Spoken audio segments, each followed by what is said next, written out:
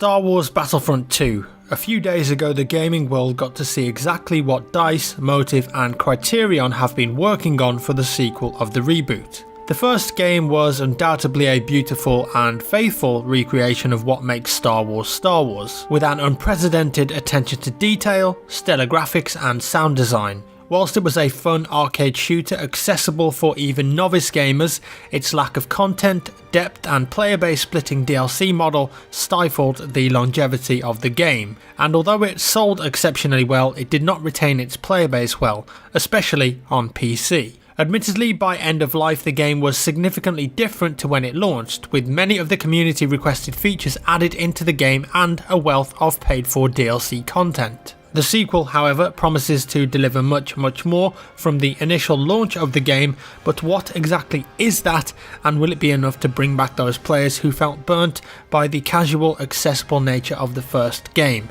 Let's take a look. So I was lucky enough to attend Star Wars Celebration in Orlando at the weekend and be in the panel when the game was revealed. Plenty of details were outlined there, but it was in a private behind the scenes Q&A session with the developers that we got to ask our own questions and learnt about the more intricate details of the game design for multiplayer, the specifics and exactly how that is going to add the depth and breadth to the game that they kept on talking about. So forget all of the fluff, this is what I know about the game as it stands. Gunplay, one of the most important features in a shooter. DICE told us that gunplay has been refined. The weapons, although they are still blasters rather than rifles, they will have more deviation and be harder to master rather than the hold mouse 1 simplicity from the first game, and there will be a difference between shooting in first and third person. Also between hipfire and ADS, giving players who choose to play in first person a benefit. Blaster customization is coming too, no idea on what exactly this is yet, but I'm guessing sights and weapon mods that adjust the characteristics of the weapons. Basically they said you can customize your blaster to change your playstyle. Moving on, the game is switching to a class-based system for trooper classes, so most of the time in the game will be spent playing as one of those 4 classes: Officer, Assault, Heavy and Specialist. No details on exactly what each class has to offer, but you can take a good guess from the titles. And classes will be upgradable and have progression too. So how do you want your trooper to play? What abilities do they have?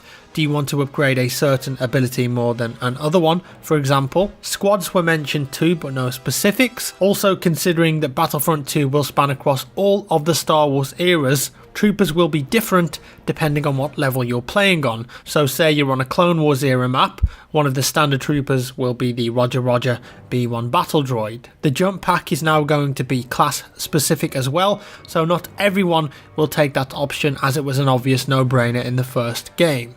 Heroes, how do they work? Well, no longer based on a pickup system, instead your performance will add to your chance of becoming a hero, so better players are rewarded and will play as heroes more often. Heroes will be much more physical on the battlefield now and have a much bigger entrance, a massive moment in the game like, oh god, Kylo Ren is here, we're all doomed, kind of thing. Lightsaber combat has changed into something a lot more physical, they used that word a few times, and hero abilities will have a bigger punch to them too. For example, what happens when Darth Vader force pushes someone, not only the reaction to his victims, but what happens to Vader himself when he does that. And much like the troopers, heroes can be upgraded and customized to suit your playstyle with hero ability modifiers and upgrades. How about vehicles? Again, this is moving away from a pickup system. You won't just find a TIE Fighter or X-Wing token on the ground and disappear into the air. It sounds like Battlefront 2 is moving to a BF1 style system where you'll pick a vehicle from the spawn screen and then just start in it. Can you land it and get out? No, you can't, but you can escape a vehicle in a very similar way that you could in Battlefront 1. Rideable tauntauns and other creatures will make it into the game, but I think that they might make an exception for those where they're kind of on the battlefield and you can hop on them and hop off, much like the horses in Battlefield 1. Continuing the trend, vehicles and starfighters can also be upgraded and customized to suit your playstyle and add to the progression in the game. DICE said that they want players to unlock new things for a very, very long time to keep them playing.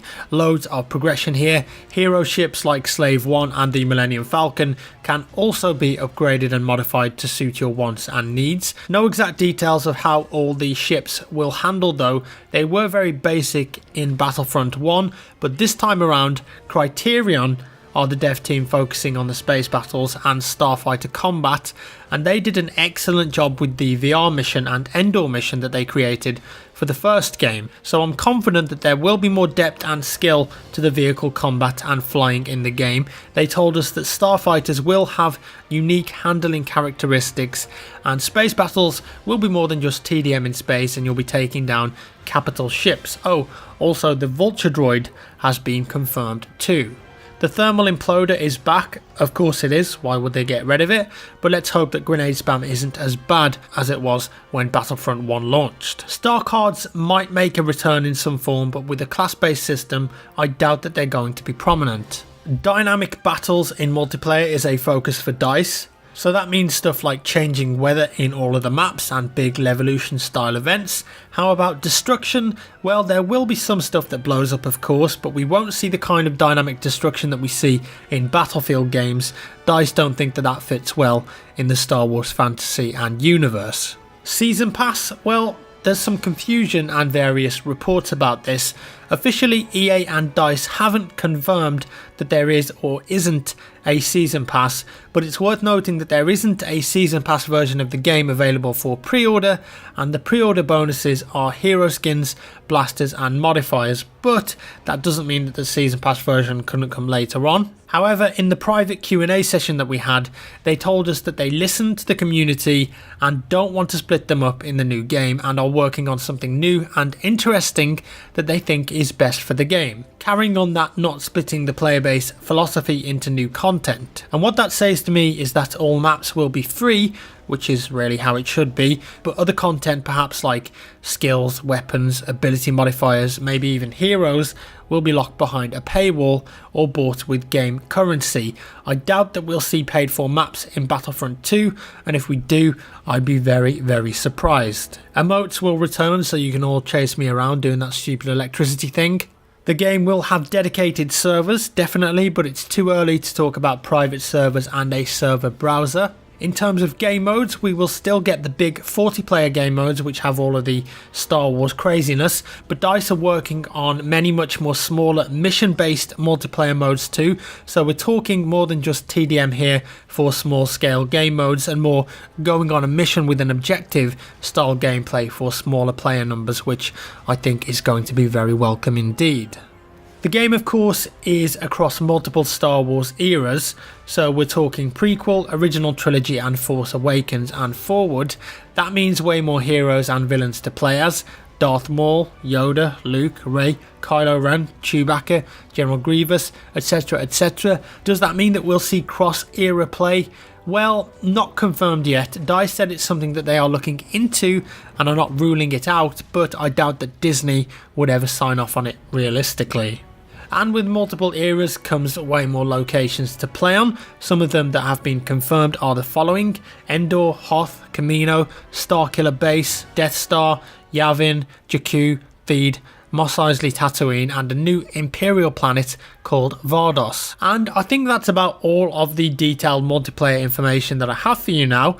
We'll get to see some proper gameplay at EA Play though apparently, so hopefully I can bring you guys some first-hand capture and gameplay impressions from that. In terms of multiplayer, from what DICE are saying, it looks like there's a load more content and depth here than the first game had, and most of the wants from the community have been addressed, things like upgradable, modifiable classes, skill-based gunplay with weapon customization, and space battles will be in the game, and of course the deeper, more physical hero combat and upgrades sounds very interesting to me.